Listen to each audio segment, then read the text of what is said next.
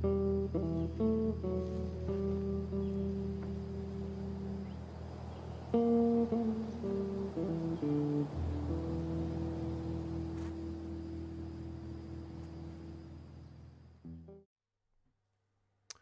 you're lost in the darkness, look for the light. Welcome, ladies and gentlemen, to the first ever episode of the ClickerCast, your weekly show where we round up all of the news and exciting breakdown from each episode of the brand new HBO show, The Last of Us. Based on the PlayStation video game from 2013, myself, Chris, alongside my fellow co-host Richie, will be getting together to dig into all the juiciness that is this fantastic brand new show.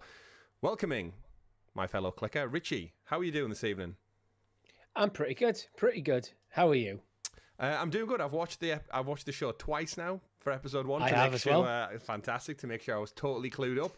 And of course, for anyone not familiar with the content here at Helix Plays Games, we round up lots of gaming news. Usually, this is our actual first show where we're not talking about video games. It's also the first show we're doing live, which is different for us. It's something a little bit off the beaten path, as we would say here on the channel, Richie. But we are here to break down The Last of Us.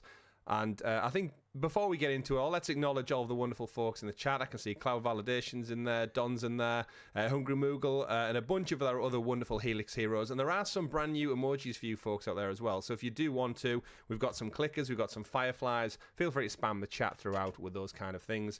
But yes, we are here to talk about the brand new show, of course, directed by Craig Mazin of Chernobyl fame, with executive producer and writer Neil Druckmann, famous for the video games, both The Last of Us, the Uncharted series, one of the head honchos over at Naughty Dog, and the fantastic music composed by Gustavo Santaolalla, once again from the video game coming across. How many times did you practice his name? You know what? I had to listen to his show early today to say how to pronounce the last part. But yeah, Santaolalla is there, and terrific job he does indeed. Richie, before we get into the thick of the show, yes, of course, we do plenty of content. As I mentioned, we do loads of gaming content here on the channel. If you are a big The Last of Us fan, and maybe this is the first time you've watched the show, you've not played the game, we do have a full playthrough of the entire Last of Us Part 1 on PlayStation 5 up now on the channel. So if you've got a taste for the show, if you've enjoyed it, maybe you want to go check out the free trial that's available on PlayStation right now, or maybe you're one of those backseat gamers who wants to just chill back with a drink and watch somebody else go through all the horrors and the pain that sometimes are death by clickers and runners. Go check that out over on Helix Plays Games right now. But before we dive into it, I'd like to get a little bit of an understanding, Richie, of what your history is with The Last of Us, where you're coming from, so we can tackle this show kind of with a perception of we know what we're talking about. So I have completed The Last of Us Remaster on PS4 and The Last of Us Part 2 on PS5, once each. Once each. Do you have the platinum trophies in either game? No. There were games that I very much enjoyed my time with, but once I rolled credits, I was kind of also, okay, I was ready to move on, because they're quite stressful games, to be honest. Okay. They're not kind of like not quite relaxed. It's the situations. I mean, if you've watched the show, or played the games, you kind of get like the atmosphere, that tension that you're going under. I just never really had that much of an edge to go for the platinum. Okay. Or maybe it will in the future. And have you read the prequel comic book American Dreams then? No. I've had a feeling you did not. But thankfully I have. I'm going to be perfectly honest. I didn't know it existed until today.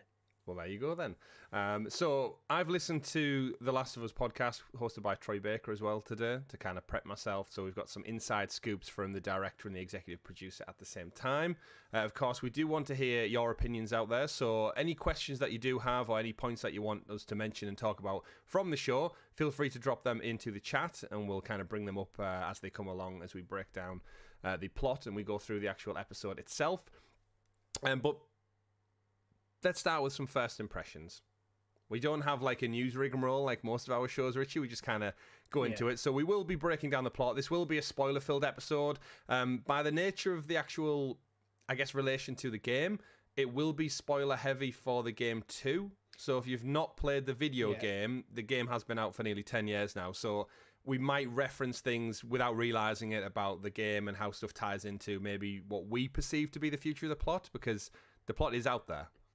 Yeah, what I was thinking, to be honest, is we'll try and stick to what we see in the episode, but spoilers for both The Last of Us and The Last of Us Part 2 and any DLC and extended media is fair game.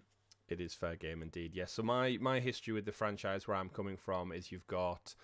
I've platinumed the original 2013 on PS3. I've platinumed just the once. Platinumed the remaster on PS4 the once. I platinumed The Last of Us Part 1 earlier this year when it came out in September, and I've got the platinum for The Last of Us Part 2 as well. And I have just finished this past week playing through The Last of Us Part 2 again, although it won't feed too much into this particular season of the show, as what we know. So quite well versed, I'd like to say, in what we do.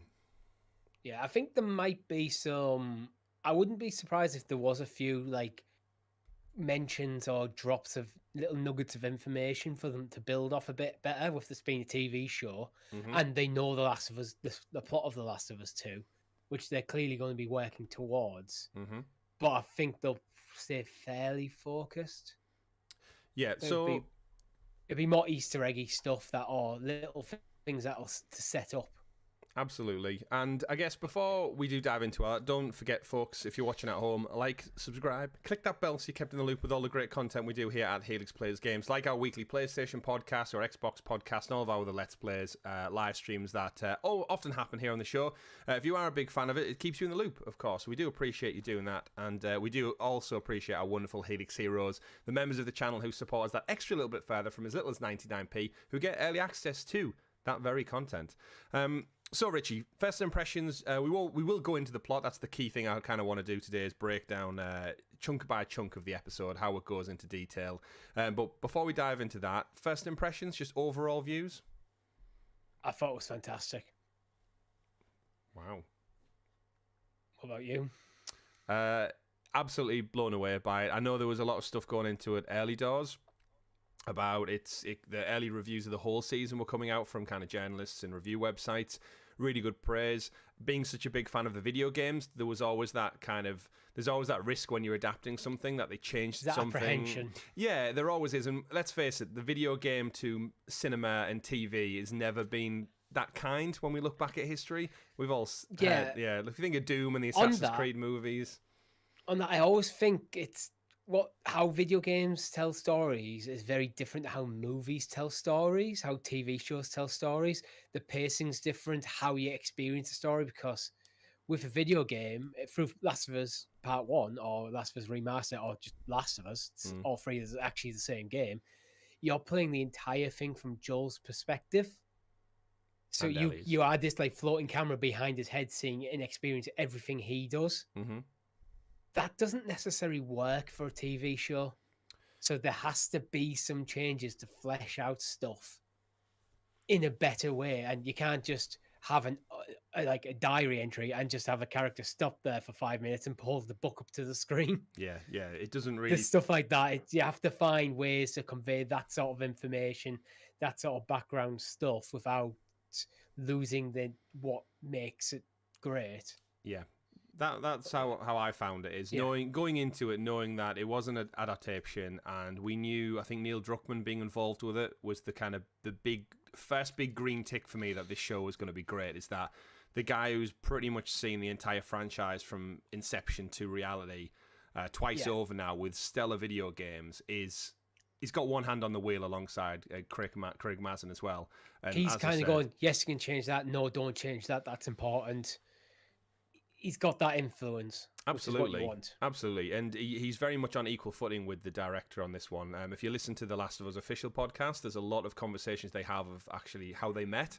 And Neil Druckmann was a big fan of Chernobyl, and he'd currently been writing a movie script for The Last of Us, and it hadn't worked, and the rights apparently went off to a movie production studio. They reverted back to Naughty Dog a few years ago, and that was after he'd seen Chernobyl, and it was it was one of the voice actors from the video game, Shannon Woodward, I believe. She actually knew Craig, the director of Chernobyl, and she got them in touch, and him and Neil and Craig started going out for lunch and basically gushing over each other's project work. And Craig loved the video game, Neil Druckmann loves the Chernobyl series and all Craig's other television work. And it kind of seemed just like a match made in heaven, where they quickly became best friends, gushing over each other's projects. And then the rights were in the ballpark. Neil said the movie script, it didn't work for a movie. It couldn't be adapted to such a short form piece of content. Yeah, that's what I was going to say. I'm glad it's a series, not a movie, because we've basically seen an hour and a half. That's the length of a movie in the first episode. Yeah. And we've basically just started the journey. Absolutely. So I think that was kind of a match made in heaven. And there's a funny story in that podcast when they say Neil doesn't know how television works, obviously. He said he's worked closely with some production companies, but not on the scale of like HBO in the States. And basically, because Chernobyl was such a big success, Craig took Neil over to a lunch meeting with HBO head honchos and said, this is my next project. This is what I want to do. And pitched the game while Neil just sat there and watched. This guy who's only knew for a year or two basically pitch his pet project, his baby, and do such a fantastic job. HBO just went, yep, okay, you seem passionate about it, go for it. Because he's a fan of the game, so he knew the major story beats anyway, so he could have probably done that pitch without talking to Neil first, probably. Yeah, probably. He could have just went, right, guys, I want to do this. I think the rights might be gettable. Here's my pitch for it. Get me in touch with Naughty Dog. Yeah, absolutely. And then it's just kind of went from there to there. And I think that with the backing of HBO, like you and me are both massive fans of Game of Thrones as well. And the sheer production value behind that entire series. Let's not get into that one here, but the production value of the show is second to none on television. There are no better CGI dragons out there in the world of TV. I'd actually argue the dragons at some point better than some television dragons you see. Movie dragons, sorry. What I actually like about HBO is they've kind of just got rid of this idea where a TV episode needs to be 22 minutes long or needs to be 50 minutes long. Mm-hmm. It's as long as it needs to be to tell the story they want to tell. Yeah. Which I think must be great for a director for any given episode, because it means that you can just tell what you want to do without having these time constraints. So you're not cutting something important out just to fit an arbitrary run schedule. You're just going, you know what? This episode needs to be 70 minutes long. Yeah, absolutely. Next week's going to be 40 minutes because that's all we need. Absolutely. And I think that's good. Oh, 100%. And I think with streaming services, we saw that with Stranger Things this year. Like some of their episodes were like just shy of 2 hours, which was a full-length movie. And I think it started with Game of Thrones, actually. I think the first few series were all like an hour long, bang on. Towards the later half, it's just experimenting with the run times. Yeah, and it makes sense. And for this show, we know, I think in the chat, Cloud Validation is asking, does anyone know how many episodes there are? There's 9 episodes for this series. Episode 1 apparently was supposed to finish around about the hour mark, and then they expanded it to basically create the world in a little bit more depth before we moved on to episode 2. Yeah. I do actually appreciate with HBO as well as they stick to this weekly format. They don't just dump every episode, because I enjoy things like Stranger Things and such, and I enjoy binge watching as much as the next person, but there is something to be said about having that week-long break to digest, enjoy, talk about it with people, and then get hyped up for the following week. It's horses for courses for me. For something like The Last of Us, I want that week's anticipation. There's other stuff. I just give me it all now, so I can watch it to my pleasure. But something like this, where you know this is going to be like talked about in the office and stuff, you kind of want that thing. Yeah. There, I think it's just figuring out for each individual show what is the best way to release it. Yeah, I think sometimes when you're creating a world as well for television, is having that week for it to bed in, and you try and place things like where they are. I think if you watch 3, 4, 5 episodes back to back, you kind of start to quickly forget about what happened in the earlier episodes because you've binged so much of it. It's the discussion around the office about, oh, did you see the show last night? What do you think's going to happen next? I can't believe they did that. They know that conversation's going to happen. They know there's people like us are going to produce podcasts around it and content around it, which keeps it people talking about, gets more people ideally drawn in to watch the show.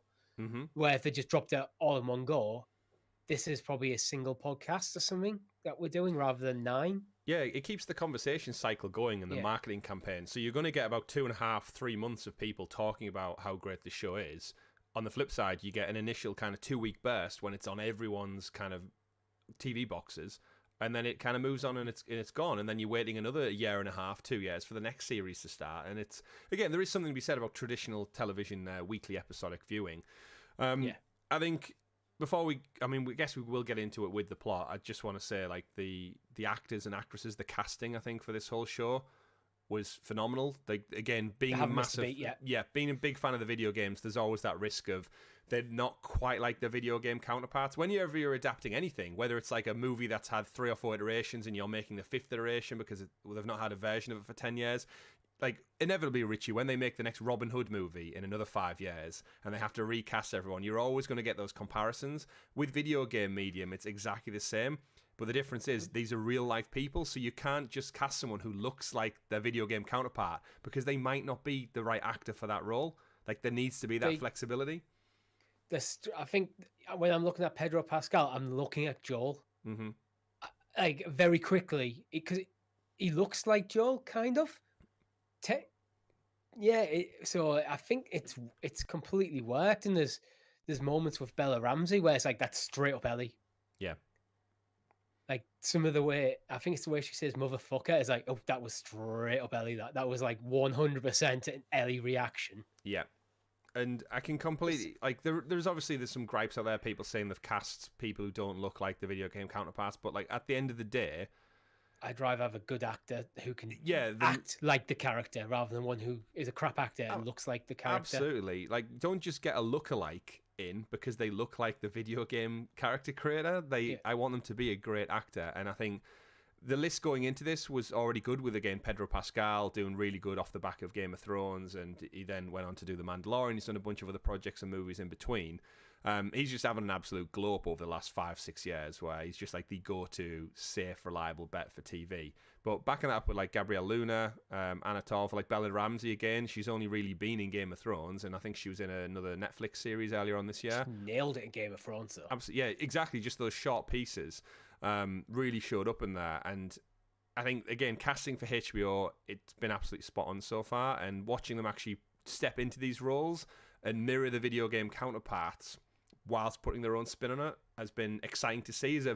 Knowing so much that I do about the video games, what I'm loving about the show is it's filling almost like gaps that aren't revealed in the game, because as you said, you play as Joel, so you never get to see the conversations that happen with other groups or other people because Joel's not there in the room. You aren't there as the player in the room. With the series, they're able to just ping around and see random person on the street, random Fed agent, random conversation in the alleyway, because it all adds context. And I think that's what's really exciting. An interesting way of providing context to some of the characters, some of the organizations, some of the factions in there, and the kind of morals of them. Mm-hmm. That, like, there's scenes that, like, it wouldn't make sense to be in a game because Joel wouldn't have witnessed it. Yep. However, some of these scenes are so powerful in the show. Yeah. There's one scene I'm thinking of. You know, the scene with the kid who just gets into the town. Yep, we'll get to that. Yep. That scene, everything around that little bit of story there wouldn't make sense in the game, but 100% sets up Fedra and who they are. Absolutely. And also who Joel is a bit. Yeah, it adds a lot of context. So, Richie, let's get into the actual episode then. Let's break down the plot. I've got extensive notes about what happens, but if there is anything we do miss, of course, let us know in the chat down below. We'll talk about it and bring it up. Episode 1, When You're Lost in the Darkness, which, again, straight away, it's the beginning of the Firefly motto, so it's establishing that. I wouldn't be surprised if there's another episode called Look for the Light, like, at some point further in this series. It's a nice play on the video game. Probably the next major episode with the Fireflies in it. Most likely.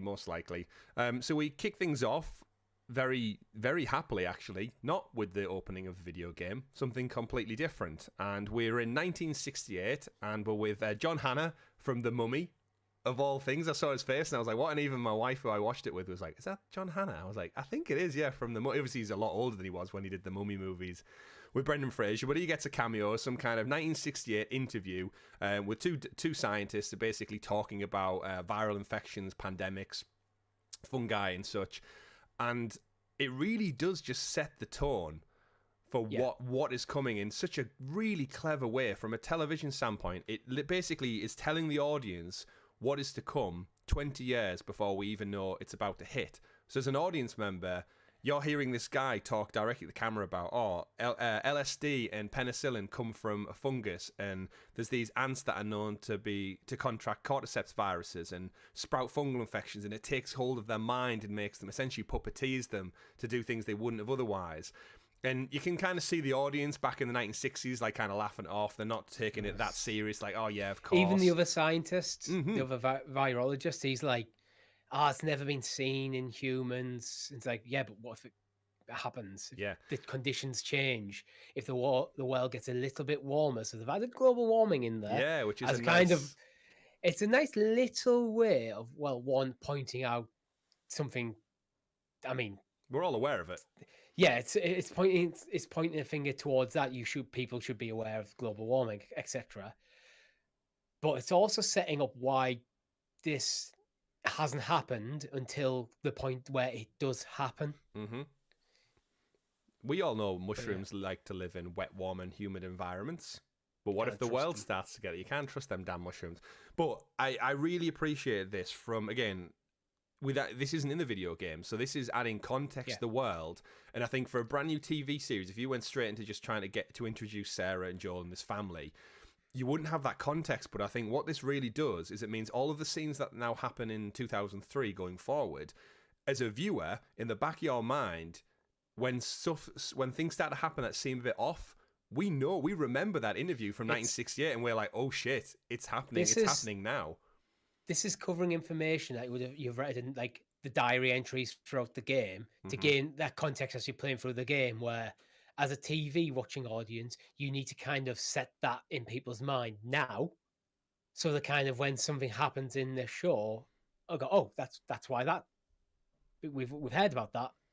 It's setting that up.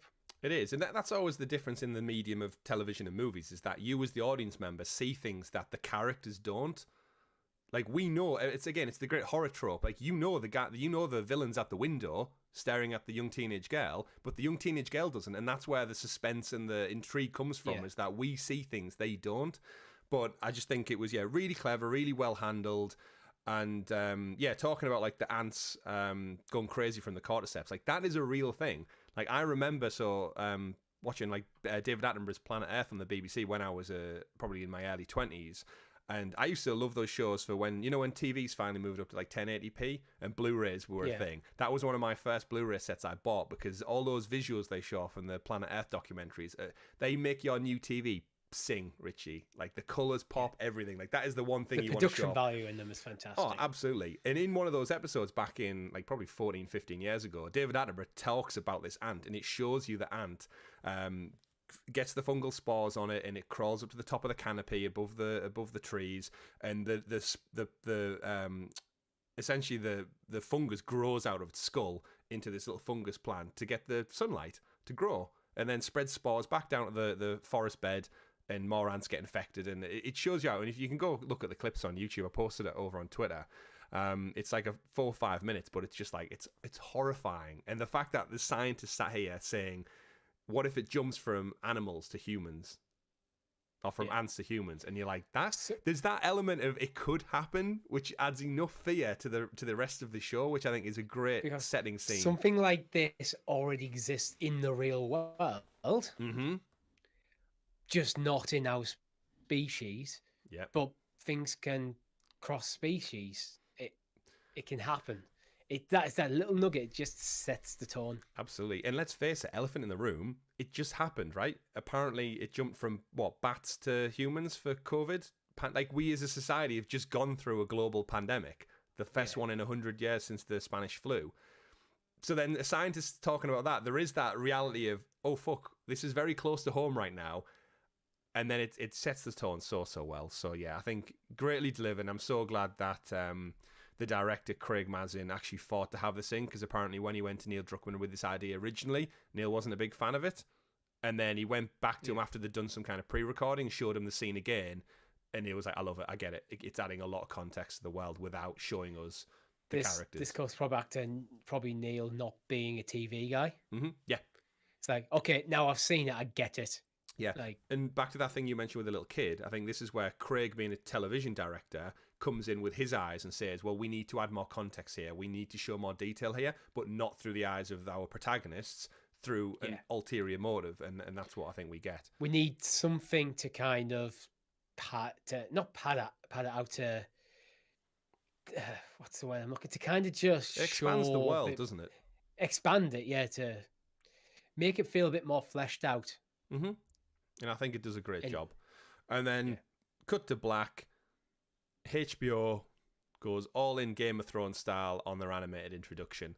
What did you think of this? The fungal spores growing across the world, seemingly. It forms the shape of the map of the United States. I don't know if you picked up on that bit. I did. My initial thoughts were kind of, it's just another HBO intro. It looks cool, but it's just a HBO intro. And then when you start looking at the neat little details, like there's certain things where like spores kind of pop off, or like making up the US map, are like around major cities and population centers. Oh yeah. Some of them which are critical for the game series. Yeah. So they say, okay, when you start to know some details, I go, okay, yeah, so you've done something really cool there. Yeah. But yeah, the intro for me was like, as soon as it started, it was like, this is full on Game of Thrones. Like after the HBO static, I half expect to always go into the and it just instead it started playing the again Gustavo Santaolalla's music was just like, oh, I'm so glad they kept his composition in this, because it would have been so easy for them to go, oh, we need something different for the TV show, and just hearing those guitar acoustic beats. Yeah. While the spores are coming to life, seeing it rendered in like the best kind of spores you've ever seen, the fungus. It's beautiful. I think I wouldn't be surprised if they had some conversations about the importance of the acoustic guitar for The Last of Us. More so Last of Us Part 2, to be fair, than Last of Us, the original one. But I mean, I have actually just played the opening of The Last of Us Remastered, and Joel's guitar is the... Yeah. It's all there. It's one of them things when you first play through it, it's just a thing in his house. But after playing through The Last of Us 2, it's like, as soon as I saw it walk downstairs in the living room, I was like, I know how important that is.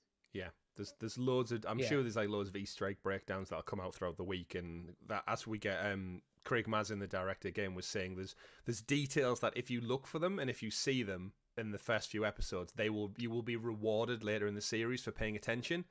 So I'm looking forward to these things kind of going like, oh, that's from this, that's from that. I remember that, and just tying those things. Like again, as any television or movie enthusiast, Easter eggs are kind of what we live for in today's world. Like the comic book movies do it so well, and now this gets a chance to do it with the video games. But yeah, animated intro, fungus growing, forming the shape of what looks like skyscrapers. Again, very clever artistic choice. I think it forms like a skull of someone at some point, and then it kind of comes to a crescendo of what is clearly the silhouette of Joel and Ellie on this adventure, which is just, parent and child almost, out there in an infected world. And yeah, again, that musical beat, the tone playing over, absolutely fantastic. Get the title card, The Last of Us. Same font, same layout as the video game. They haven't gone with some crazy new design, and I'm just so glad they committed to it, because that was one of the things for me with the Uncharted movie they ruined. The Uncharted theme is one of the best action-adventure scores of all time. And in the movie... I haven't seen that Uncharted movie, so they didn't go with the Uncharted theme. So, again, this isn't about Uncharted, but it's Naughty Dog related, and it's Sony Productions. They opted to use it like in a very brief moment when he kind of becomes Nathan Drake. They do use it for all of 20 seconds, but throughout the whole movie they opt for like pop and R&B music instead of this epic adventure score. And as a fan, it's like, just lean into it, use the soundtrack that is so epic in the video games. And I'm so glad that with The Last of Us they were just like, no, we are keeping with it. And we'll get into it, but there's parts through the actual episode where they use music from other parts of the game very, very clearly. And we'll get into that as we go on. Shout out to a few new people joining us in the chat as well. Sednar, I can see you dropping some fireflies in the chat. Meg's here as well. If you go check out Megatron's channel, she's currently just starting her Last of Us Part 1 series playthrough, which is fantastic. Can't wait to check more of that out. And Jin as well, one of our other fantastic Helix heroes, is in the chat too, folks. So thank you for stopping by. Don't forget to give that like a click. I wouldn't skip the intros as well, because I can see it changing slightly every single episode. Yes, like they do with House of Dragon and Last of Us. It'll tweak. That is a HBO thing where they will tweak it. I imagine, especially when the spores come up to make Joel and Ellie, that might occur at different points across the map. Yeah. Absolutely. And Meg points out, they did it with The Witcher as well. Yeah. So, you've got to keep a keen eye out for these little Easter egg things. But again, cut to black, Richie. The intro's over. We're here. I'm hyped as shit right now when I'm watching this show. I'm like, yes, it's a game that I love so much, and I've been talking with people about for so long. And in my mind, knowing that like my brother, who is a gamer as well, but not as big as a fan as I have, and like my sisters and her boyfriend's going to check it out, and then my mum and dad are going to check it out, and there's just friends in our friend circle who maybe haven't played the game, who it's just been marketed so much by HBO and Sky over here in the UK, and we're talking about it, and the reviews are coming out so good. It's like, this is why it's going to transcend video games, and it seemingly is doing it so well. And I'm just hyped for that. I'm along for that ride. I can't wait to hear people at work talking about this show, and me being that kind of savant who knows about it, because I'm like, yeah, I've been playing it for like 9 years. Well, I'm looking forward to like when it kind of transcends into my office at work, because I'm usually the guy who doesn't watch a lot of TV. So like when they're talking about stuff, it's like, I haven't seen it. So I'm looking about like going, aha, I know not more than you. You mean you're not? This is the rarity. You're telling me you're not watching Emily in Paris on Netflix? No, I'm not watching Love Island either. Me neither. Gem's in the chat with some Last of Us hype as well. But yes, then Richie, we fast forward from 1968, from that scary interview, to 2003. We're in Austin, Texas, and essentially we get the introduction of our two main characters, Joel and his daughter Sarah. In the house, apparently pancakes, breakfast are involved, and I think this is just a really good scene. It basically sets up, it introduces us to Pedro Pascal, it introduces us to his daughter, played by Nico Parker, and which I only found out today as well, is the daughter of like Thandie Newton. Yeah, didn't know that until like today, and I was reading some stuff, and I was like, oh, okay, so she's got like acting heritage within her family. And before we even get into her role, though, she absolutely crushed it as Sarah. 100%, amazing. Like we've got a part at the end of the show where we're going to do like best performance of the week, but I think it's going to be hard. It's going to be a hard one to pick, and we'd like the chat to definitely help us out with that. But yeah, Nico Parker as Sarah, like for as far as like channeling the video game character but putting her own spin on it, I think she did a terrific job. Absolutely outstanding. Like she showed that like the warmth you'd expect from a daughter. She showed vulnerability at the right time. She showed intelligence, humor, just perfect relationship back and forth with Pedro Pascal's character in the most like humbling father-daughter kind of way. Yeah, 100%. I'm kind of glad because when we pick up with Sarah and Joel is actually earlier in their time. Slightly, it's like literally like basically a day earlier than you start off in the game, because you start off basically in the game on the evening of the outbreak. Yeah.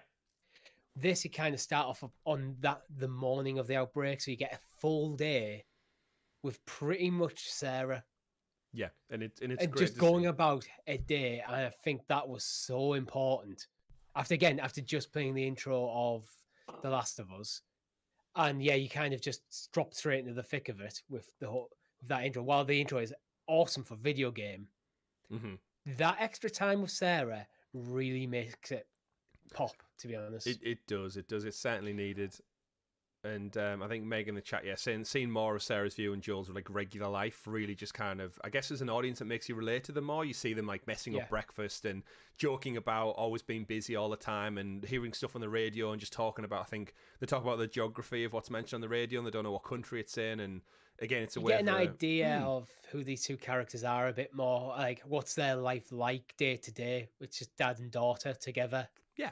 And Uncle Tommy. Single parent as well, again, struggling, needs to go to work long hours. Like, we get a little bit of that in the game, but yeah, like... I have to work, although it's my birthday, I have to work double shift because we need the contractor to sort this out. If we don't get it done today, we don't get paid, that sort of stuff. And you get the context of, as a single parent, one income, looking after a daughter that he needs to probably get the money without actually saying, oh, they're struggling to get by financially. They kind of hint that they're struggling to get by a bit. Yeah, absolutely. And speaking of financially, shout out to Jem in the chat for that awesome £10 super chat. Jem, you are a legend. And yeah, it does really just help set up that dynamic, that relationship. And I'm glad they introduced Tommy here as well, because Tommy does play a big part of the story. And albeit we probably won't see him for maybe another episode or two after this initial introduction, it's that brotherly relationship with the daughter. They clearly work together. I love the fact they just have a bit of banter. They keep giving each other like shit backwards forwards. Like he finds eggshells in the breakfast and she's like, oh, it's protein. And Tommy doesn't get pancakes, and it's like, oh, he hates sharing the job with him anyway. It is that family banter you come to expect. It's Joel's like, oh, there's eggshells, it's like calcium. Then later on at the end of that scene, like Joel's like, "Oh, come on, Ellie, come on, Sarah, we need to go." And she's like, "Let me finish my eggshells." Yeah, it's funny, and then she pulls her Yeah, face. little bits of humor. I didn't Yeah. actually pick up on that on my first watch. I did on my second watch. And I was like, "Oh yes." Yeah, she pulls that smug face with egg coming out of Yeah. her teeth and everything. Like again, okay. I just got flashbacks. Like my sister would do something like that when we were kids. Like just show you all Yeah. the chewed up food in her mouth and like because that's what that sibling brotherly family rivalry kind of deal, isn't it? And then as they leave and go off to work, we get introduced to the Adlers, which are the neighbours who aren't the neighbours from the game. So in the video game, it's just a neighbour called Jimmy who gets infected and breaks through the glass. This time, again, adding more context, we get to see just their neighbours. It's two older people looking after their even elder, probably mother of one of them in a wheelchair. Clearly has some problem, dementia or something. It doesn't have any motor functionality with her mouth. Can't even eat the scones that are being fed to her, or the biscuits, I should say, on a morning. And again, just a little bit of joking backwards and forwards. But these are going to play a key part in the scenes to come. The first hint. Yeah, the first hint of what it is, whether they're feeding her.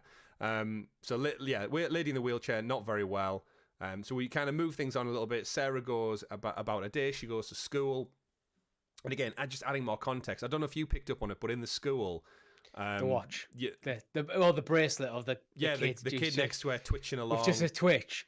But it's not like he's fiddling because he's bored in class, which again, when you first look at the eyes, he's just bored in class and it's like the light flashing across Sarah's face. Yeah. But no, it's an involuntary twitch. Yeah, he's got a twitch. And then you hear someone coughing as well. And like, again, I don't know about you, but like anyone coughing out in public now, you've got that stigmatism of like, oh shit, are they really, really ill? But she goes about her day, yeah, she goes and gets the watch fixed. And I think this is the point when we start to hear jets fly overhead. Yeah. And then as an audience member, that's when we start thinking, oh, that 1968 interview with the scientist. We know it's going to happen. It's coming at some point. We've seen it in the trailers for the show. Like, the show wouldn't be a show without this. That happens. And then, the watch shop shuts up early. She says, go home to your family. Like, almost in a panic. And then as an audience, we start to think, oh, something's not right. Something's not right here. They're doing a good job at this point in the show as well of setting up Sarah to look like she's going to be a main character. Yeah, if you've not played the video game and you're just watching this, like I can't wait to get the feedback from my parents who are watching this, having never played the game. When Sarah's demise inevitably happens, they're not going to be seeing that coming. There's a point coming up actually in a bit where I did notice a slight change of perspective, where it almost like the switch flipped from Sarah to Joel. Yeah, you can almost see it. And again, I'm just like, people who read the Game of Thrones books and then went into watching the series were like so shocked when certain characters died. Yeah, Pedro Pascal included. And obviously people just knew that was coming, and they were waiting for like, oh, wait till next week, wait till the Red Wedding week, that kind of thing. And like with this show, we knew this was going to happen, and I knew Nico Parker was not long for this world, but damn, she played such a good job at building that like emotion and relationship that you really, really felt for it as it started. Like, I felt worried for her as soon as things started to go a bit off in the world.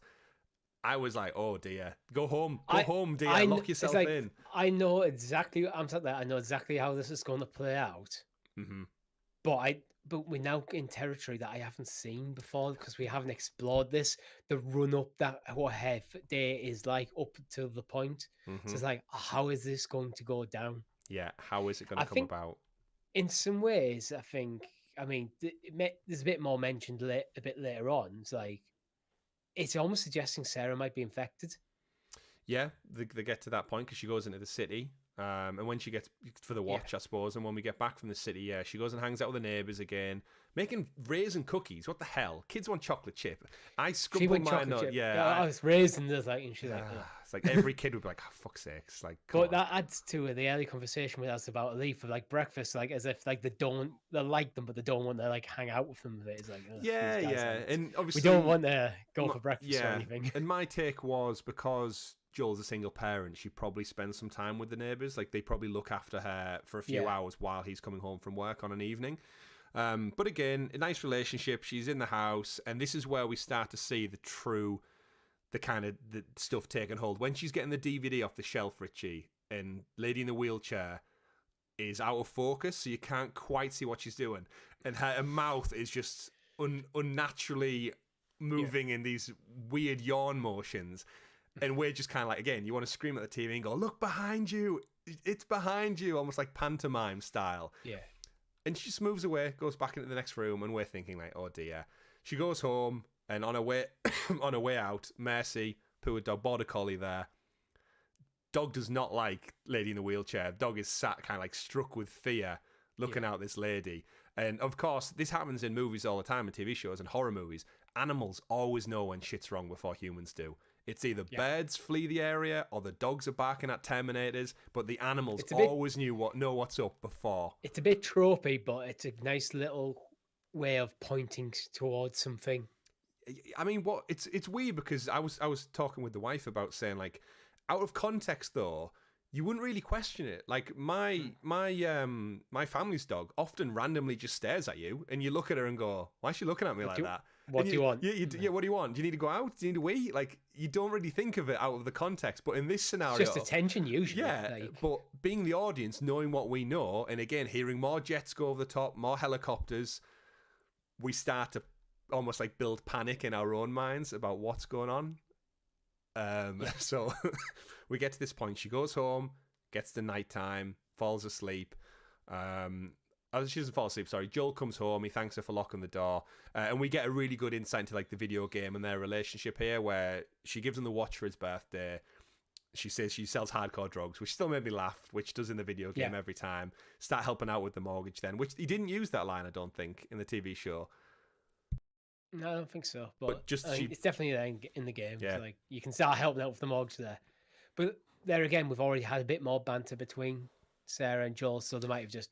It's not needed. Yeah, you don't need to use it line for line. I totally get that. The movie they're watching, by the way, Curtis and the Viper 2, is from the video game. It's one of Joel's favourite movies, and in The Last of Us Part 2, there's 4 of them. And it's about a group of people, and one of them becomes a ninja, and they basically go fight like Soviet Russians and whatnot. It's his action flick. It is action flick, yeah, absolutely terrible. But it's a cult classic clearly for people like Joe, and I think you can find like the movie posters throughout the world of both video games. Like the Wolf movie that's on, I think he went to see with Sarah at one point. Dawn of the Wolf or something, I think it's called. But either way, they watch that, she falls asleep. And interesting enough, change the video game. This is where Tommy rings up and says he's in prison. There was a bar fight. Some guy attacked a waitress. Tommy knocked him out and he got himself put in prison. And he's bailing out for the weekend. And that's the great reasons why we get Joel out of the house. Because in the video game, he's just not home from work. We don't know where he's at. But this gives him context for actually leaving and putting Tommy kind of in the picture a little bit more. So I appreciated that change. I did. I think it's in the game, it's a bit jarring because like Joel takes Sarah to bed. Mm-hmm. She wakes up in the middle of the night and he's just not around till he comes back. Yeah. It's just a bit, well, right, you're watching a film, then at 2 o'clock in the morning, suddenly you turn up back home. It's like, what's happened? Yeah, what's up there? And so it gives a bit more explanation. Yeah. And also, again, Tommy getting in a bar fight with someone being aggressive, it's another finger pointing at things going wrong. Yeah, we know it's not someone getting aggressive. It's probably an infected person. So again, adding all these things up. Sarah then wakes up. There's kind of like big explosions outside. You hear helicopters overhead again. One of the only odd things they added kind of into this moment that was a bit odd for me, that made me think twice, was, did you notice all the explosions were kind of like bright neon green throughout the episode? It happens a little bit later on as well, and I don't understand why they would be green. Like, unless it's like a special type of napalm, maybe, or... It could be like a gas explosion. Some gases burn different colours. Yeah, it happened a few times when, like, it might just be flares. Like, the military might be using flares, but it did seem very odd, this big, vibrant flash of green coming over the sky. Almost like Meg said in the chat, like an alien invasion. But... because that's, like, green's not really anywhere in the game. They use red a lot in the sequel, in the second game, for, like, atmospheric effect. But, yeah, green, interesting choice, because it stood out in my mind. But either way, Sarah finds out that, the TV's not working. All the channels she skips through them are all, like, kind of on the default emergency response thing. The military will be in touch kind of thing. And then the dog scares the shit out of us all by tapping on the window. Don't know about you, but I jumped at that part. Didn't expect little border collie Mercy to be at the window. Let me in! Let me in! Wants to be saved. And then, she tries to drag the dog back over to the neighbours, and that dog was having none of it. It was like, nope. Yep. Did not want to go back in there, slip the collar, and just be free. Be free. And yeah, I was glad to see the dog safely got away. I don't need to see the dog getting ripped up by runners this early in the show. We can just assume it survives. Until we get our 20-year flash forward and inevitably R.I.P. Mercy. But yes, hopefully lived out its best life in the wilderness. Sarah then, of course, makes her way into the Adler's house. And this is when it starts to really kind of crank up the obvious zombie flick horror. You see the streak of blood on the floor, Resident Evil style. You look up, Mr. Adler sat there with his neck practically ripped out, not looking too good. And I think he says, "Help me." I didn't watch this with subtitles on. I didn't catch what he said. He says, "Help me," I think, and then he kind of motions with his eyes over to the side, which I don't know how Sarah's not seen the other person just to the right of her at this point, but behind the kitchen counter is the other Mrs. Adler, with presumably Mrs. Adler Sr., her mother, or his mother, feasting on her neck, but not in a typical zombie way of like ripping the blood out. It was a fungal thing, like tendrils coming out of her mouth, which were almost like attaching itself to a new host, which I thought visually was fantastic. That's what it's meant to be, because they're not feeding on a victim, it's passing on its genetic code, it's implanting itself, and that's how it spreads, because it's just trying to spread. Yeah, it's not trying to consume. Which I totally thought was just perfect for the TV. They have clarified that there are not going to be spores in this TV show. So traditionally you would get infected by inhaling the spores. And for whatever reason, Neil and Craig came out and said that it just wasn't going to work visually for the TV show. And that's why we have these things called tendrils, which is that kind of like creepy plant fungus thing. Which was part of the initial concept art anyway. It was, yeah, which is great. There's these little kind of creepy creatures, which I'm glad they didn't use in the video game. It is horrible when like the old lady like looks up and the tendrils are kind of sticking to the heart. Yeah, Jem in the chat says it wasn't just she wasn't just eating spaghetti, and you kind of have that picture of you bring your head up from a bowl of spaghetti, and it's all hanging out. And then basically, just shit pops off. She runs through. Oh, although, little side note, who has saloon doors in their kitchen? Just as I noted it, like the Adlers have these weird wooden bar saloon doors from a Western movie in their kitchen. Never seen that. The house, I think, is meant to look a bit dated. They're a bit of an older family. I mean, this is early 2000s, so it's like, you know, if you've ever been to a relative's house who haven't decorated in like 20 years, I think that's the kind of vibe they're going with a bit. But saloon doors, I guess in the UK, the similarity thing would be like beads. Like when I used to go on jobs with my dad as a kid, like loads of old ladies used to have like those wooden beads hanging down from the kitchen door. But it just did make me pause for a second and be like, who the hell has saloon doors? Even in 2003. But we digress. It might have just been a trend in Texas at the time. I guess Texas, yeah. Either way, she runs out of there. Sarah's out there. She's scared deathless, runs out. And we finally see this old lady who's basically, remember, been immobilized by whatever disability she was suffering from. She's now a sprightly young Olympic sprinter bursting out of the house. And what I really appreciate is the movement they gave to them. It had like a really weird, like, I'm trying to think, it's almost as though the clip of the woman was sped up. It's kind of primal. It's just like all powered by rage, sheer aggression and rage and just... But if you know what I mean, when she straightened up her neck, it was almost as though it was a few frames faster than a human would be able to move, if that makes sense. And I think we see it later on in a few moments. But yeah, she runs out of the house. Joel and Tommy rock up in the truck, and Joel has his good old trusty wrench. Tommy has his rifle. And this is the moment where he just like socks this lady across the face. He's like, "Sit down, Mrs. Adler." Whack. She's down for the count. Sarah's obviously incredibly taken aback by this. She goes straight into that emotional, like, you killed her. Like, she just watched her dad straight up murder someone. Because she doesn't understand, like, what the hell's going on. She's just a kid. But that's when you really realise, like, shit's real. It's a very important Joel moment, that, to be honest, because it shows while he's still shouting across to the kid over the road, "Get back inside." So it's like, yeah, there's a good guy here, but then his ability to just snap when it comes to protecting his family and just be this ultra violent person is so important to Joel as a character. Yeah, and we're going to see loads of that like later on, even in this episode. But I would have done the same thing. If it was anyone I loved behind me, I would not probably think in a second. I just clock him over the head. It's just how easy he does it. Doesn't think for a second, just does it. and then he's okay with Sarah's not okay with it, but Joel is. Yeah, he's straight in a But survival there again, mode. there's hints throughout the points where it's just like maybe he's been in the army, he's served in conflicts before, so he's probably had either him or Tommy have served in the army, so there's been some sort of training there. Yeah, I think Tommy So certainly know, does. I think his jacket in the game has some kind of patch on it. That's like some rifle association or some group. So maybe that'll play out more in the show for all we know. But yeah, they get in the car, and this is where, again, as a big fan of the video games, this was almost just scene for scene. When they pull up to like the street signs at the first junction in the back of the truck, it is just like, this is the exact same. You could put a side-by-side comparison. It just looks like the game. I can't wait till someone beam, does it. and you see it down the track. Go past, of course, the farm, which this is where they relate to. It's Jimmy's farm. Now, Jimmy, again, in the game, is the guy who breaks through the patio doors, and that's who Joel kills in front of Sarah instead of the Adlers. But yeah, look at Jimmy's farm up in flame. And I was like, at least Jimmy managed to upgrade from a little house condo to a full-on farm complex, but he still died nonetheless, it would appear.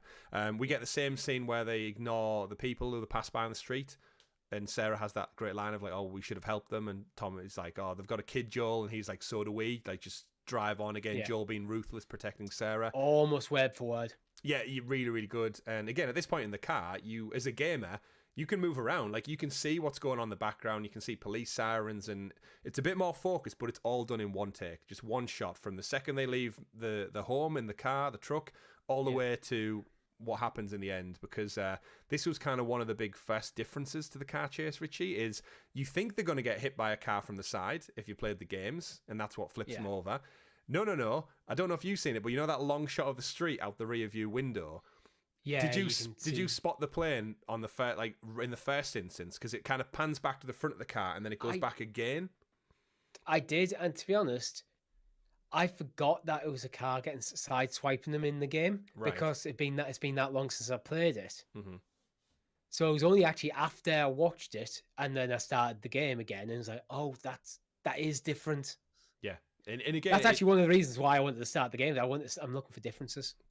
And I need to refresh it. I definitely think it was a great one because we've had planes and helicopters and jets flying over all day long. So to see one be downed in the sky was fantastic. And I think it was like the plane wheel that smashes through the window. And then again, we cut to black. Yeah. We wake up. Sarah's hurt her ankle. Tommy's outside the car already. Joel gets her out. They're separated. A police vehicle crashes into the back of them, which then separates Tommy from them two in an alleyway.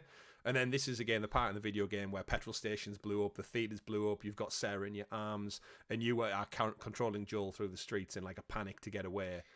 Yeah, in the game, you actually, Tommy's still with you at this point. It's when you go into the diner that he holds the door while you get away. Yeah. So again, nice, clever, again, just a different take on how to separate the two of them, because we need it for this next point where he bumps into those runners. There was like 5 of them all feasting on people in like a diner. Again, the little tendrils out there.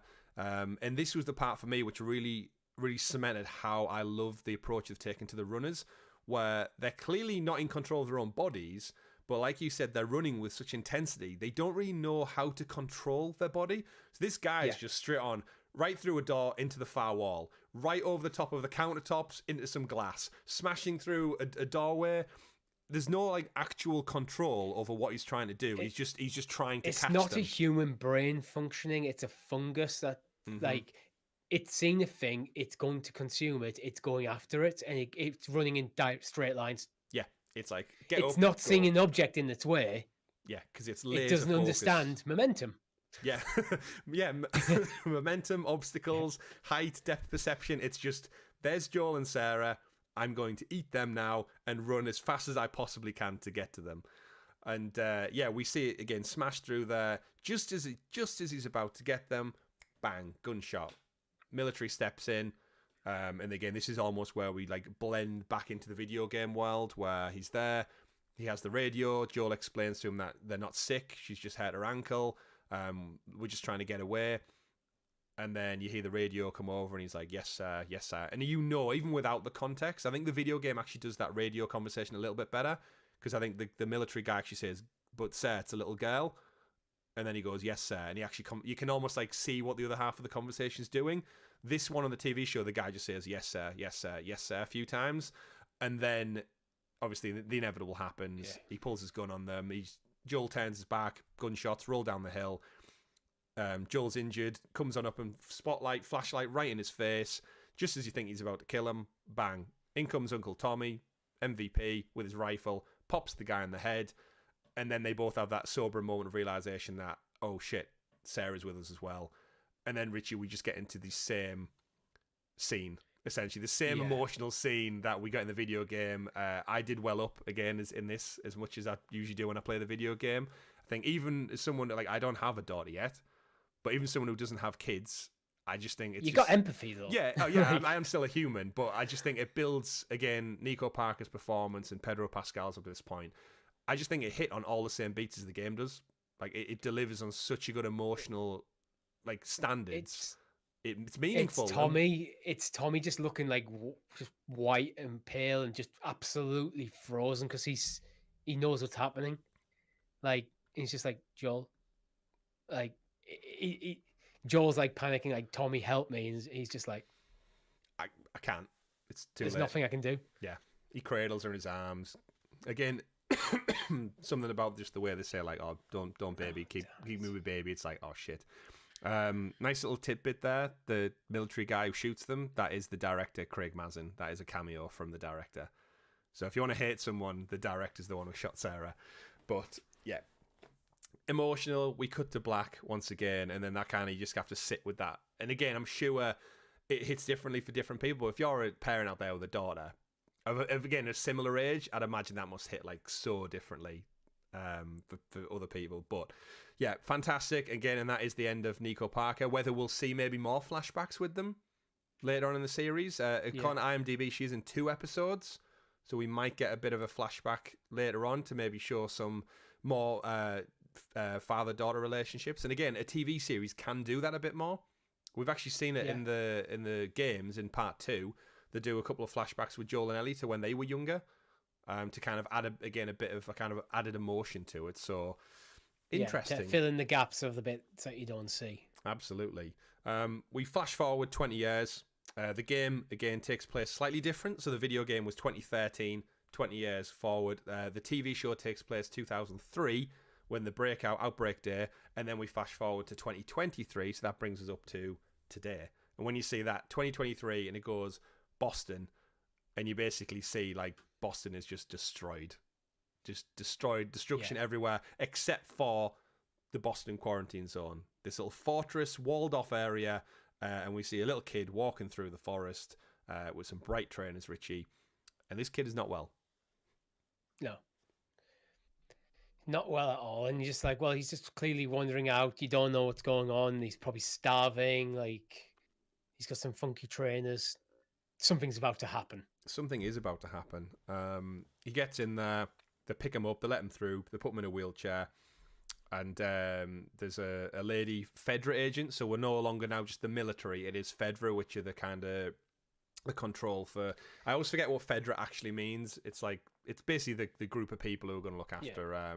Martial law's being declared, basically. Yeah, completely. Everyone's on ration cards. We find out about that. And the kid, the lady takes him in the wheelchair. They do a quick scan check, which is quite important. She has a nice little conversation with him, basically saying, where did you get the scratch? We're going to get you some of your favourite food and some toys. You'll feel a little pinch in your neck. The guy behind us shows her the little red showing up on the scanner, and we don't know if red's good or bad. It's such a subtle, you kind of know. Red's very rarely a good colour. That's true. It's the way, like the guy in the background, he just kind of scans it and just subtly shows her. And then walks off and is like... Just like that. And then he comes back and says, you're going to feel another little pinch. And it's like... Yeah. They're straight up just euthanizing this kid. Right here, right now. That injection goes in. You won't feel anything. And then we cut to bodies getting flung on a burning heap pile. And we see Joel again. Obviously, a lot of grey in his hair. Looking a bit worse for wear. Basically dumping bodies out of a truck onto this pile, and this is where we see a woman who we don't really get a name, but she's like, I can't do it. And we see Joel basically pick up the body of this kid, probably a few years younger than Sarah, but still a kid nonetheless, dumps it in the fire, done. And that apparently is where the episode was going to end originally. Yeah. Going back to that Fedra woman, it's just how kind of cold she is about the whole thing. She's saying kind things, but she has no emotion about the situation at all. she's basically quite happy to just lie to this child who gets euthanized, knowing full well some guy's just going to chuck it on a bonfire. Yeah. Like, it's I from a purely pragmatic point of view, you're like, kids infected. Infection is very dangerous. You either send them back out in the wild, or you probably do. It is probably the kind thing to do. Yeah. But it's the way you kind of do it. It's like feels quite cold, quite calculated, quite malicious. And it immediately kind of sets the tone for how far the world has came in 20 years what Fedra are about as an organization. Yeah, like this is the standard we're at now, where if you are scratched and you show red, like you're straight up getting put down. Just like that. And we see some signs and stuff on the wall that talk about the disease takes effect. It was like bite on the neck, bite on the leg. It took like different time frames, which does make me think in the show you see a lot of people as it pans through the streets in the next shot, you see a lot of people with kind of limbs missing. And I'm wondering if maybe in this world of the TV show, if you are bitten, you do have time to kind of lop off the limb and cauterize the wound, similar to what they do in The Walking Dead and other zombie things. Like if you get bit, if you react quick enough, you could act, like if you're on your neck, you're screwed. But if it's your hand, chop your arm off. If it's your foot, chop your leg off. That kind of thing. Yeah, if you get bit in the hand and you cut off at the elbow for like an hour or something, the spores haven't had a chance to infect your entire body, so you're going to be fine. Yeah. So I picked up on that as well. I'm guessing that's going to be explored maybe a bit later. Yeah. Well, the amputees are alive, so it's safe to say that it might work. The only thing, although they could just be amputees to show how cruel the world is as kind of. Well, that could be martial law. How rough. Yeah. That could be like you've stole something, you lose your hand. Yeah. Yeah. Like kind of thing, which is crazy, but again, setting the tone. In the video games, the only thing we really see is in the Left Behind DLC, there's a military group of soldiers, and there's reading the audio logs and the diary entries. One of them is bit, and they do cut his arm off, or his leg off, I think it is. But he ends up bleeding out in a air vent. So you do find him with his final memo, and he's like, fuck, I ended up bleeding out anyway. So you don't actually know if he turned, or he just bled out, but there's nothing actually in the game that really references it other than that. I always took that moment as this kind of Neil Druckmann intentionally, like maybe addressing it, but wanting to leave it ambiguous so you can make a decision on it in the future if it becomes a useful plot device. Yeah. So let's address it. They try to do it, but it failed because they bled out, and this is why you can't just start cutting off limbs. Yeah, absolutely. Because you might just die anyway. You might just die. We see a bit more of the world after the fire. We see rations explained. We see Joel asking for more work. Clearly, he's trying to save up tons of rations for something. We see Firefly propaganda for the first time, so that's the kind of rebellion group that are out there with the Firefly spray paint. If you're lost in the darkness, look for the light is their kind of slogan. We see Joel swap some rations for cigarettes and drugs. So he gives cigarettes and drugs to a Fedra agent, so there's obviously some corruption going on. Yeah, there's some corruption going on. There's a public hanging taking place for people who've left the quarantine zone. So again, back to the amputees, it seems like there's quite strict martial law of if you are caught leaving the quarantine zone, you get hung. Yeah. Which is because you're okay. It's it's very, very cold, very harsh. Mm-hmm. But what they'll be looking at the point of view of like Fedra will be like, if you leave the quarantine zone, it's safe in here. If you get infected, you come back in, that could be this entire quarantine zone done. Yeah, absolutely. And we see a bit of that later on. It turns out Joel is looking to leave the city in search of Tommy already, which again is different from the video games. Tommy's already long gone in the games, and Joel's relationship, he hasn't spoke to him for many, many years. At this point, it seems like Tommy's been missing for 3 weeks, and Joel's just on a crusade to go find his brother, essentially. Yeah. So they're changing Tommy and Joel's relationship quite a lot because, at least at this point in the story, because in the game, it's kind of like Joel almost reluctantly goes looking for Tommy in the game. It's like they're not on good terms. And I mean, I know we said no spoilers, but I think we'll avoid talking about why till probably later episodes. Yeah, I can see from a television standpoint, if in a video game where it might not crop up until many, many hours later, in a TV series, you can't really sideline your side characters for 3, 4, 5 episodes and then hope by episode 7 of the show, people go, it's that guy again. I think you need, again, from a television standpoint, you need to tell the story a little bit differently, and maybe seeing more of Tommy's perspective is going to do that.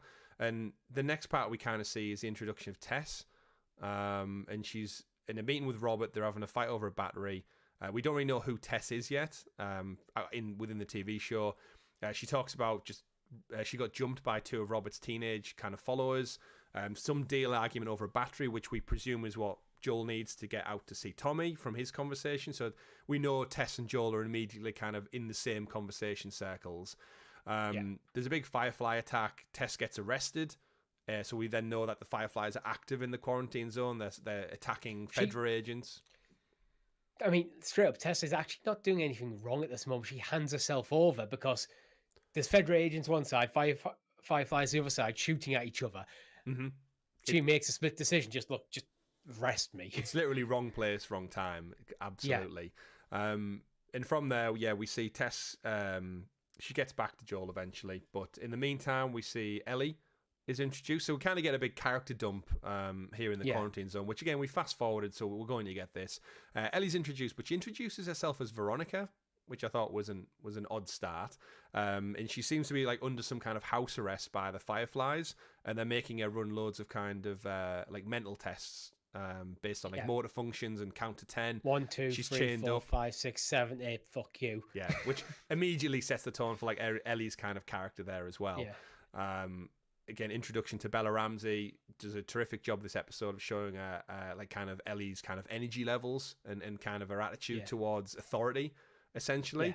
Yeah. Her personality, Ellie's she's channeled Ellie's personality very well. Very, very well. And is a point. My name's Veronica, same as yesterday. Yeah, and the whole sticking out her arm before she gets asked to so it clearly shows she's not crazy. She knows basic tests. Again, interesting introduction to Ellie. Bella Ramsey as well has said before that she's never played the video game. She was told actively not to by Neil and Craig. So I know a lot of people are going oh, she absolutely nailed certain ways she talks and stuff. And it's no, that's just Bella Ramsey with direction from the director and the executive producer. Yeah. And this is what I want, is I don't want her to be a carbon copy of the video game character. I want all of these actors to put their own stamp on it. Yeah. Enough for me to enjoy new things. I don't want it to be the same script word for word. When you have this level of talent in your cast, you don't want them to do a carbon copy of someone else's performance. You want them to find the character themselves. Yeah. It's still Ellie, it's still Joel, even if they are slightly different. Absolutely. From there, we then cut back to Joel, and he's in the radio tower. He swaps the cigarettes for basically a really shit message that says, there is no message. Tommy's been off the grid for 3 weeks now. He asked for the directions to a different radio tower, and then he basically goes back to his flat, digs up a floorboard, gets out a hatchet, I think he does, and his good old trusty wrench, a map, and some whiskey. And he basically gets shit-faced and high, Richie, while plotting the route to where Tommy is beyond out there in Wyoming somewhere. Yeah, Megan Chattis just said she found Ellie, Bella Ramsey's Ellie to be angrier. In the game, than in the game. I think you are right for The Last of Us 1.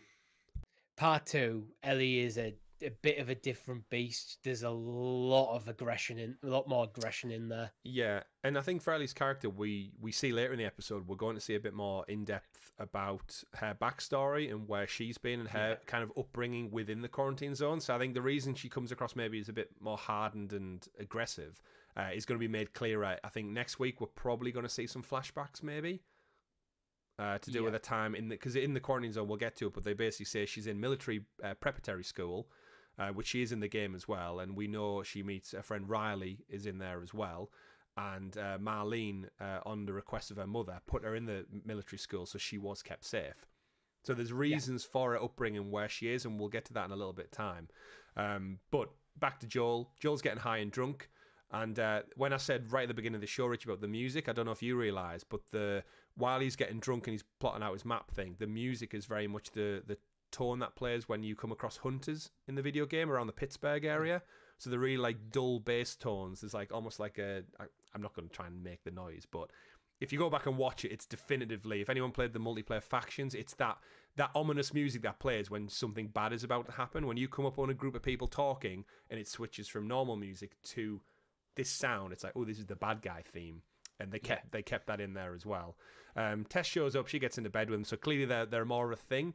In the video games, it was always suggested they were in a relationship, but never directly really showed any kind of... You couldn't tell whether they were just kind of smuggling partners or that actually there's something a bit romantic going on. Yeah, the only thing we really get in the game is Tess near the end when she's like... Again, I won't go into spoilers for that one, but she's like, oh, there's got to be something here between us that makes you see through this journey. And that's really all I get, where she straight up just gets into bed with him here. And on the morning, obviously when they're having breakfast, he realizes that her face isn't looking too good. And immediately, I love how Tess goes back on her word, and she was like, I told Robert I wasn't going to get him. And she's like, let's go fuck Robert up. That is actually kind of taken from the games, that actually. Yeah. Like, just like during the conversation with Robert earlier, she's like, Robert's like, what more concerned about Tessa's guy? What about your guy? And Tessa's like, he's under control. He listens to me. He won't do a thing unless I tell him to. Yeah, he's the muscle kind of thing.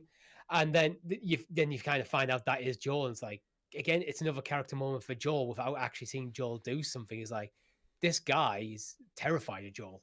Yeah, absolutely. When she's like, just calm down, take a breath, because I know what you'll do. Yeah, like she kind of does control his actions and his movements. Yeah. Which don't take a breath. Great.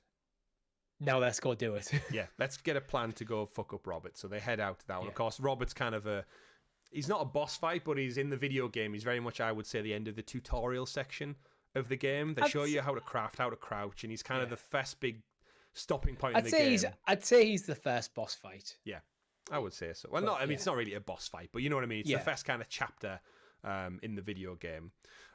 We then go back over to the Fireflies. We see Marlene for the first time. We've heard, obviously, a lot about the Fireflies, and now Marlene is the one character who is reprising her role, Mel Dandridge, from the video game to the TV series. So it's the same lady who plays her in the game and the TV show, which is awesome, because guess what? It looks and sounds like Marlene. And when you say about, yes, you could go out and cast everyone, but the reality is, Ashley Johnson, who voices Ellie, does not look like Ellie. Troy Baker looks nothing like Joel Miller. So you have to take some things where it's perfect that the body capture they use for this is just Marlene through and through. Yeah, 100%. They probably designed the character of Marlene in the games off her. They probably cast her and then figured out what the character looks like. Well, for motion cap and stuff, make it look. That's why I think nowadays you do get the characters looking a bit more like the actor who played, because it's probably just easier for motion cap. Yeah, absolutely. And that's came along with time and motion captures. It's evolved and got better and got better. But yeah, I like the introduction of Marlene. She's kind of got a crew. She gives some of her kind of colleagues a little bit of shit about, like, do what you're told to. That's your job. Stop basically talking back to me. I'm the leader. So it kind of establishes her as the kind of lead. And she says about, if you're a rebellion after 20 years, you just end up being spray paint on a wall. So it just shows that they've been trying to break this quarantine zone of this federal control for nearly 20 years now, and they still aren't really getting anywhere. But Ellie seems to be the key and the purpose as to why they're like, we're moving out. Yeah. Like, let's get out of Boston. We're going west. And she hands over a little piece of paper to Kim, who looks like she's a Firefly number 2. And we never get to see what's on it. Any speculation, Richie, to what was on there? I think it's probably information about Ellie. Mm-hmm. Because what follows up immediately is this real? And Marlene's like, I believe it is. Yeah. So I think it's clearly, and they were just talking. And Marlene just kicked every other Firefly out the room before that conversation about Ellie as well. So it's like, this is need to know information only. Yeah. We later on then see Marlene actually talk to Ellie about putting her in school. Ellie calls her a terrorist because she's a Firefly member, which again is the propaganda that kind of Fedra try and get out there, that the Fireflies are the bad guys. It's not incorrect. No, absolutely not. If you're from the perspective of the government trying to control a quarantine zone, you've got these people blowing shit up and shooting people on the streets, then yes, I can completely see that. Fedra are not good at all, but the Fireflies technically would be a terrorist organization. Yeah, absolutely. And we kind of get a bit more context for here. So Marlene explains to Ellie that she put her in the preparatory school because it would be the safest place for her, I guess, in a military compound. Yeah, no surprise. And she said that she promised her mother, Anna, that she would look after her, which again is Ellie's mom. train her to survive. Yeah, that too gives you those basic things, and that's where she met Riley, and she references Riley. And again, spoilers for anyone who's not played the Left Behind DLC, but Riley is Ellie's best friend from the school who ends up joining and becoming a Firefly with Marlene. But she doesn't want Ellie to join the Fireflies because she's trying to protect her. And we're definitely going to see some kind of flashbacks because it has been confirmed. It's in the trailers. But Ashley Johnson, who voiced Ellie in the game, is playing Anna, Ellie's mother, in the TV show. So at some point, we're going to see Ashley Johnson on the screen, just like we'll also see Troy Baker reprise his role as well. Not reprise his role, sorry. No, he's not. Play a different role, yeah. That'd be kind of weird. Yeah, Pedro Pascal is Joel. Sorry, getting my characters crossed there. But then we cut back to Joel and Tess. They're on the hunt out for Robert. They take a pathway through the sewers. And this is another jump scare. Tess absolutely shits herself when she finds infected attached to the wall, fungus style. And this was kind of the first big horror jump we've got in the modern era, where even though they're in the quarantine zone and they're supposedly safe, there's a guy who's pretty much turned into a giant mushroom stuck to the wall. And this is kind of one of the moments in the game when you come across one of those, and that's when they explain how spores work. They've been infected for some time, and they kind of go through the stages of infection. And it looks like, if you're a runner, which is the early stage of infected, and if you don't kind of get sustenance, I guess, you decay and you turn into just a parasite, which it looks like. You've got to imagine they've had to be puppeteered. They're trying to get to the light. Yeah, a bit. Look for the light. So if you're in the bait, if you become infected underground, you can't get to the light. Eventually, the fungus will just consume the horse and no longer be able to move. And in this case, stuck it to a wall. Yeah, and then starts to spread up the wall and such. And we're going to see, no doubt, more of that as the show goes on. So yeah, Tess jumps out of her skin. They have a little conversation around, was he infected when he came down here, or did he get infected down here? Which is what Joel retorts to her. So we have that interesting dynamic of even the quarantine zone is not safe. They come up through the sewers and they find out, they come across a hallway. Robert's already dead. The battery's a waste of time, which was interesting that they opted for kind of Robert to be dead. Again, he's not a big character in the game, but you do have quite a bit of dialogue back and forth with him. And Tess breaks his leg with a pipe, and Joel breaks his arm and shoot him in the head. And then Marlene shows up and says, "I kind of needed him." Yeah, I think they've made a decision here where that fight, that entire battle with Robert and his crew, is that necessary for the TV show? Mm-hmm. And if it's not, which I don't think it is, it's necessary for the game because it's a tutorial section. It teaches you about combat, it teaches about things around there. Mm-hmm. But I think it is one of them things you can actually cut out quite well in a TV show for the sake of time. It's would this just pad it for no real benefit and turn this into too much of an action flick? Yeah. I completely agree. Initially, I was like, "Oh, Robert's already dead," but then I can completely understand why. Yeah, trim the fat a little bit. And you don't want to make Joel a superhuman. Yeah. You want to keep it grounded, a bit more grounded. Yeah, he is not a video game character in this world. He is a normal guy who just happens to be quite good at what he does. So yeah, Robert's dead. There's bodies all over the hallway. We finally get the connection where Joel and Tess finally meet up with Marlene and Kim. Something's clearly not right. There's blood everywhere, bodies everywhere. Ellie jumps out with a knife to try and get Joel. Joel absolutely WWE wall slams her, Richie, against the corridor, which I thought was just brutal. He just literally straight up grabs her, disarms her, whack straight against the wall. What an introduction of these two characters who are going to have to get along over the coming weeks. Marlene then explains the smuggler job. Joel has a really good back and forth with Ellie where she really wants that knife back, right? I know it's Joel actually recognizes Marlene. That is that. I think that's important because that kind of links Joel to the Fireflies a bit. Yeah. Well, which is what I was mentioning earlier, maybe a bit about stuff with Tommy's well, I know they all live in the quarantine, but recognizing Marlene in that kind of way, it's Joel knows who she is. Yeah, he's not phased. He kind of acknowledges that they're there for a reason. But yeah, so we see that moment where Ellie wants the knife back, puts the gun to her. She shows that oh shit, this is real. I've got a gun in my face. Maybe I shouldn't be so aggressive. But then she calls him an asshole when she finally when he slides a knife away. And there's obviously some emotional link to that. And I'm guessing it's going to relate back to maybe it was a gift left by her mother, which we don't really know anything about in the game. But she seems so passionate about it. I feel like everything that's going to link back in with the flashbacks to her mother potentially are here we are. It's something personal to Ellie, why she keeps such a passionate link to it. Marlene then explains the smuggler job, and I put it in our notes, but I had to laugh at the moment when a right-hand Lieutenant Kim is saying, like, I could do it. You don't give it to these smugglers. I can do it. And Marlene just snaps her and says, Kim, you don't have a fucking ear on your fucking head. And she's like, oh, and then you realise, you're like, oh shit, she doesn't. She's missing like half. You'd seen her like holding something, like, but yeah, she's just like, he has been blasted off. Yeah, and I just thought that was like a nice little like lift in comedy, because it's been quite serious and dark in the corridor up until that point. They kind of escort Ellie off. She immediately cracks that musical chord in the bedroom with the music. It's like 60s, 70s, 80s music, means different things. Thought that was really a nice subtle scene of showing that she's intelligent. Like, not only is she immune, but she's also and like really relevant to the story, but she's clearly a smart girl as well. Like, she figured that out within 5 seconds of reading the book. And then she plays a trick on Joel in a moment to crack it even further. Joel goes to sleep. They talk about heading out. They leave the quarantine zone through the tunnels. And who did they bump into, Richie?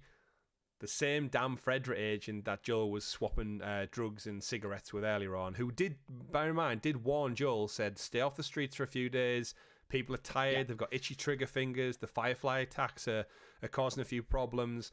And what night did they choose to sneak out on? This very night. And the guy's like, look, he's clearly got a deal with Joel, but he needs to do his job at some point. And when he's caught 3 of them sneaking out, he starts to do it. This is the one time he decides to do his job. We'll play this by the book. That's what he says.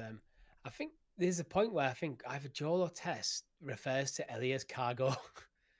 Yeah, like, there is, which I think we'll probably see a bit more.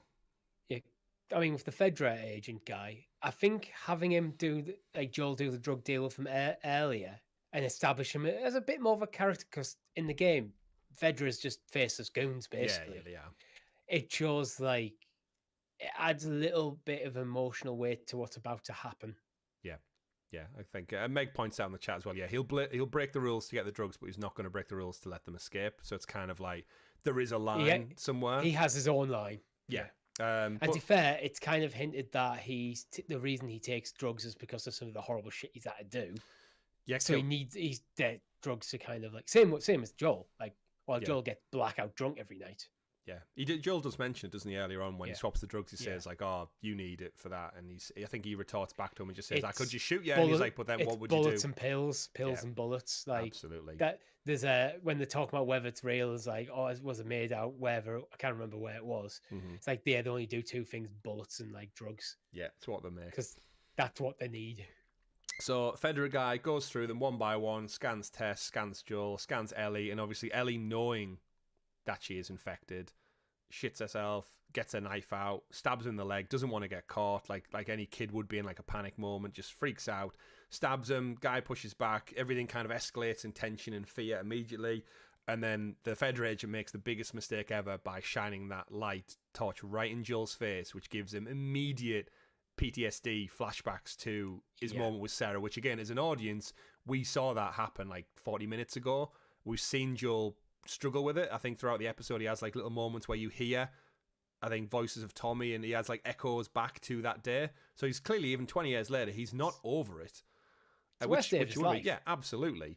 And he has some pretty fucking horrible days after it. Yeah, absolutely.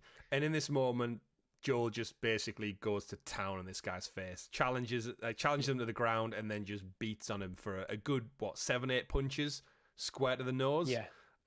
You're talking it's primal rage. It's absolutely. Just blackout, just beating this guy. Yeah, it's way beyond. It's way beyond where he's probably dead.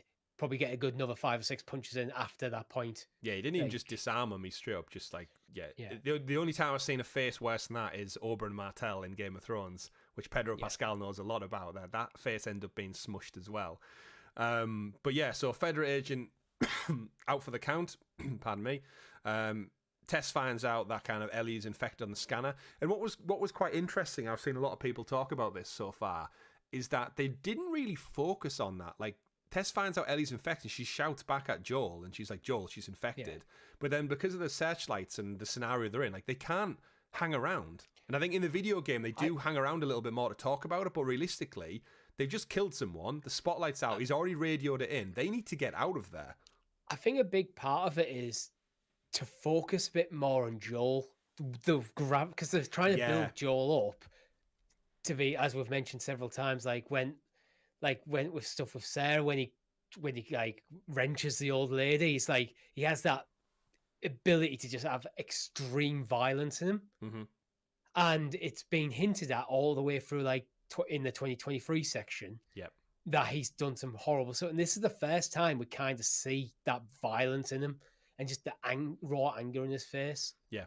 And so by not dwelling on this bombshell revelation of Ellie and Tess, by focusing on Joel for a bit longer, I think is a good choice. Yeah, I do as well. And again, caught up in all the moment, they're like, right, she seems to be infected. Ellie's like, I'm not infected. Don't worry about it. And like, again, she seems perfectly like together. So in the midst of all the storm, they basically just like make a beeline through the fence. And I guarantee you this will be addressed probably more for the opening of the second episode, where they get some shelter, they're out of the rain. What the hell is going on? Yeah, when they get to the first safe house. Yeah, and we're probably going to hear the moment like that happens in the video game where Tess and Joel have a conversation about Marlene betrayed them. Why would she set them up that way? Ellie doesn't understand why she would be part of a setup. And we kind of, again, hear both sides of the story come together. And I don't think ending on that was important. I think you're right in saying the ending of the episode was Joel Strips punching a guy to death because of his PTSD, pent-up rage, whatever way you want to take it. But they needed to get out of that. That's the thread they've dropped to get you enticed for the next episode. Yeah, like, oh shit, so she's infected. Joel's still clearly got bottled up anger, rage, loss, remorse, whatever. They've just escaped the quarantine zone out into this world. And then again, we do finally end the show with they climb through the fence, pans to the sign that says biologically contaminated area, nuclear radiation inspired. And then it cuts back over to the radio back in Joel and Tessa's kind of apartment building with the code. And we hear Never Let Me Down Again by Depeche Mode playing, which is, again, got a nice 80s beat synth pop to it, which was released in 1987. So according to the code, the 80s is... Bad things happening. Bad things happening. So Bill and Frank clearly must warn ahead of time when they do their smuggling runs. They must warn them ahead of time whether there's like a horde of clickers out there, there's loads of infected, and they give them a heads up saying, maybe put a pause on this week because it's mad out here. And so just as we see them heading off, it pans up, we see the skyscrapers leaning into each other destroyed, you hear lightning and you hear a clicker, which is probably going to be the kind of next villain introduction next week. And we're hearing an 80s song play over the credits as they kick in, and that's the end of episode 1. And that is When You're Lost in the Darkness. So, Richie, final thoughts on that episode? It's awesome. Like, it's everything I've wanted it to be. All the changes made perfect sense while still being true to the characters and what the game's about. But when they've changed things in a way that makes it work better as a TV show rather than harms the narrative. Mm-hmm. The only thing I would say that actually recontextualizes things is just the lack of spores. Yeah. Which, that's one relatively minor thing, to be honest. Okay, yeah, it changes how it spreads. But in terms of when you're playing the game, there's a few points where the spores that become more of like a puzzle to solve rather than it's how to get around else. Well, that was one of the things the director said was sorry, not the director, Neil Druckmann said that in the video game, all it really means is when you enter an area, you put a gas mask on, and then you still go about everything exactly the same with guns, weapons, puzzles. But in a TV show, if you're putting a mask over them, you can't see the characters emote. You can't see anything that's going on. You can't hear them. We've all remember what Bane sounded like in Batman.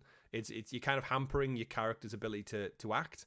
Whereas having these tendrils, they've probably done some like test runs or something. Probably not with Pedro Pascal and Bella Ramsey, etc. But with some like stand-ins, like when they're kind of like pre-production stuff. How would this look? Yeah, if we're doing spores and stuff, and it's like it just doesn't look right. So absolutely, pardon me. And Jin says in the chat, so next week is why we learn out why the show is called the ClickerCast. Because we've not had clickers introduced yet. So yes, it's based on the clickers, the different stages of infection. So for those who've played the game, you guys will know it's runners, first. So when you get infected, your brain basically starts to go, but you still have a lot of mobility in your body. And we saw the runners earlier in this episode when they attack Sarah. They just straight up make a beeline for people. They see movement, they see people, and they just go all out rage towards them. They then evolve into stalkers, where their brains start to become a bit more infected. They usually have like growths coming out of their head, and these guys are. They like the dark, the shadow. They kind of are a bit more reserved. This is the point where they're more starting to be a bit more blind. Yeah, they can't see as well, so they kind of hide in the dark and hunt you down stealthily. Then they evolve into a clicker, which is, I think, what we will, based on the game, we'll probably see a clicker next week. That's when the fungal infection's kind of taken out the eye sockets. The whole brain has this massive growth on it, and they can't see, so they have to find people by echolocation. So they do these horrific sounding clicks, which I did see confirmed today, Richie. The clickers in the show are voiced by the same people who did the clickers in the game. So the two folks who did those, it's awesome. Creepy as hell. It is. It's creepy as hell. They're in the next one, and then finally the final stage of it. I'm not going to spoil because we're no doubt going to. It's in the trailers, but there's a big final stage as well that we'll get to. To round out the show, episode 1 of the ClickerCast, Richie, I think a couple of things we'll introduce. Again, folks in the chat, people over in our Discord, do let us know if there's any features, any moments you like us to highlight for the show. But I think just to round out, I think it's worthwhile picking 1 or 2 moments or performances. With this being the first one, very difficult for me. But Richie, I'll throw it over to you. Performance of the week. Which of these actors did the best job? Because it's such a hard question based on this episode. I know that. It is, but I know who I'm going to pick. I don't think there's anyone who did a bad job. I think everyone like embodied the character very, very, very well. Mm-hmm. But I'm going to go with Nico Parker and Sarah Miller. Okay. Yeah, I think this episode, when I did the show notes before I saw it and I put together like performance for the week, I was like, oh, that'll be easy. There'll be a standout one. And when the end of the episode, I was like, oh shit, there was no one who was bad. With Nico, she carries the first half of the episode pretty much on her own shoulders in a way that sets up the second half of the episode incredibly well. Yeah. Honestly, part of it is because she died. Her character dies, also, so it's like this is her one chance, potentially one more chance to get. You can't win performance of the week next week when you're not in the episode. Yeah, I get that. Yeah. I think, Pedro Pascal did a terrific job. A shout out to Gabriel Luna as well. His voice for Tommy. Like, I didn't know when they hired Pedro and Gabriel, they were going to go with more of a like Latino influence than the video games, with them being in Texas and their kind of heritage. And they probably just went, we want Pedro Pascal to do the role. Who fits the other characters then? Yeah. Based on ethnicity a bit.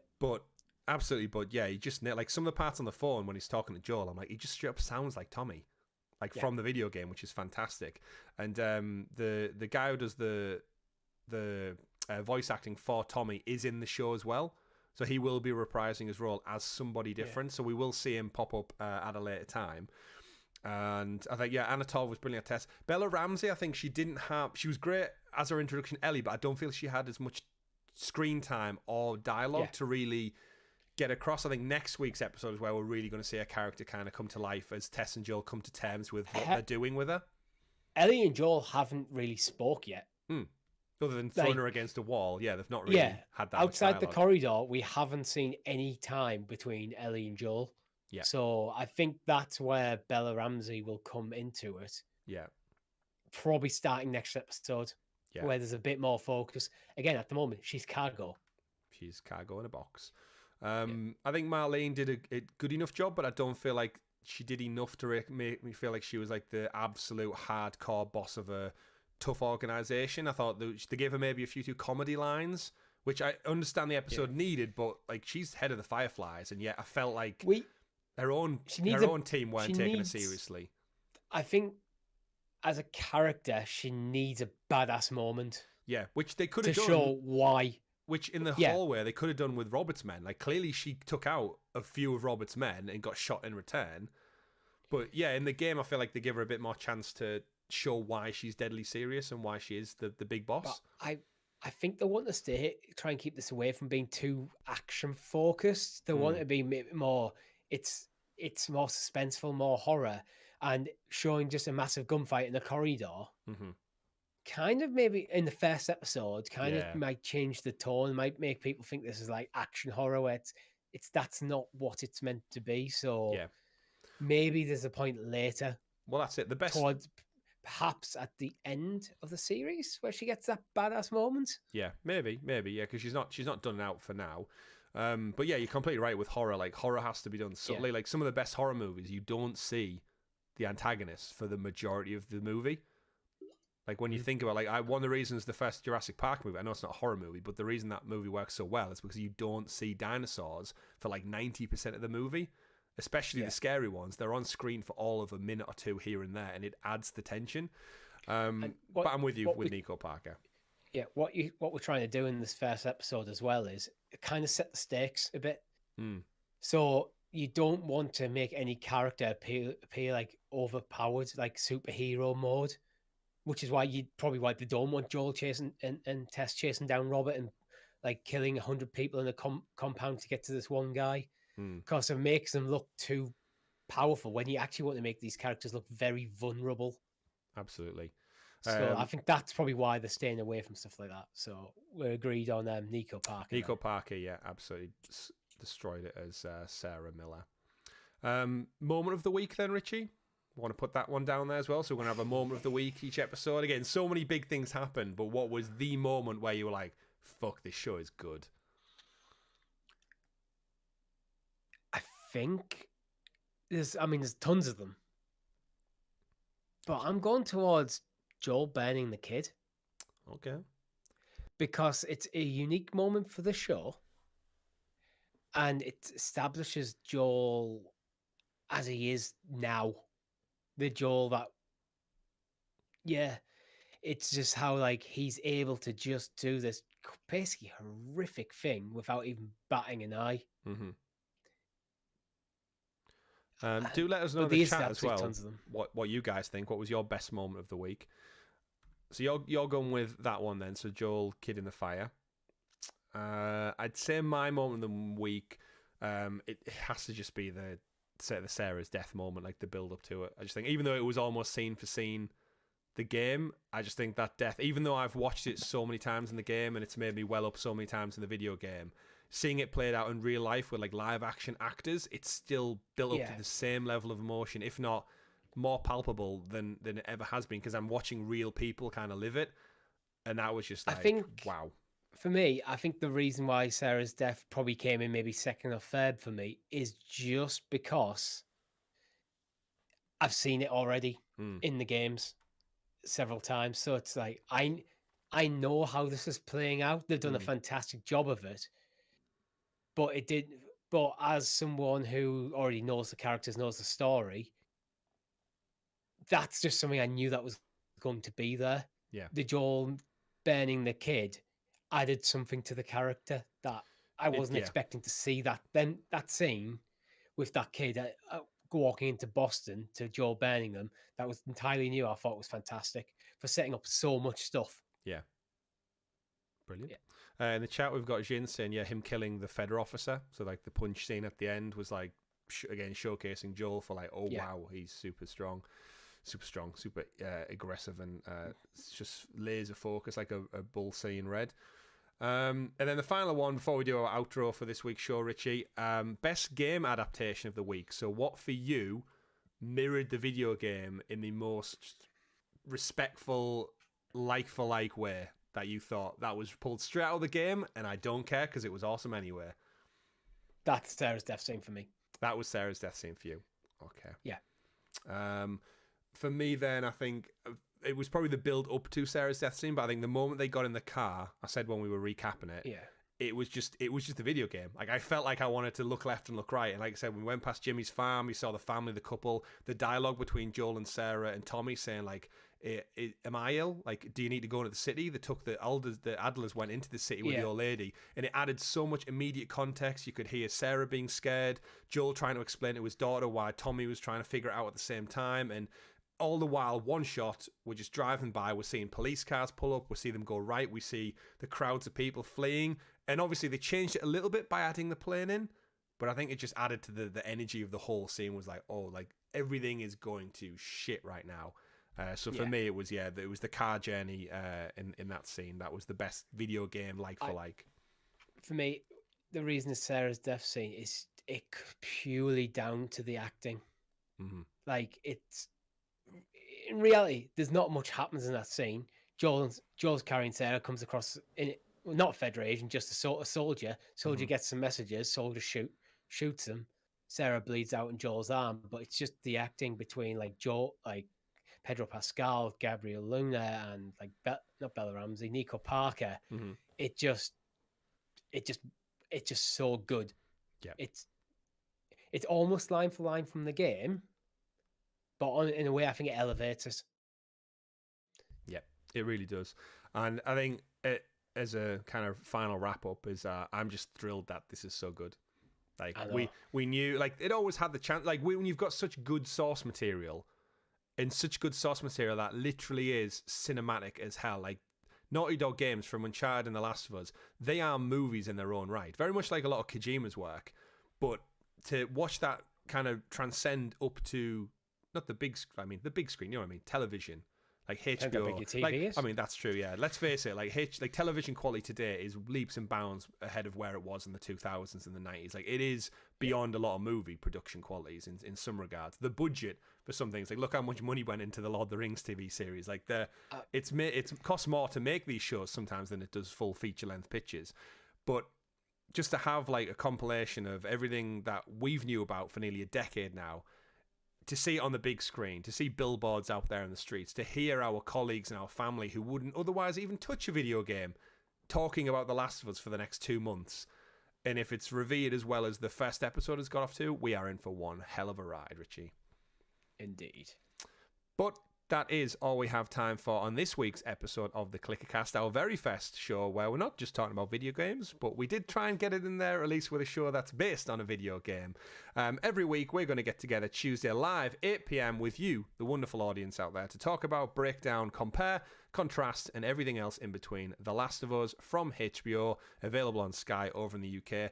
But if you are into video games, don't forget to check out the rest of the Helix Plays channel, where we have gameplays, live streams, this very Thursday, every Thursday in fact, we stream a game with you, our wonderful community. Every Monday we have an Xbox podcast that goes up, the XPass podcast with myself, Richie and Rob, and we also have our weekly PlayStation podcast every Tuesday, Talking the PS goes live right here on the channel as well. Follow us on all social media, keep it tuned and keep it locked, enjoy the show, but more importantly, run along to the comments, stalker us on social media at Helix Plays Games, click at that notification bell, and blow to yourself on all of our other content, but above all else, endure and survive. Thank you very much for watching. We'll see you next week. Goodbye. Bye.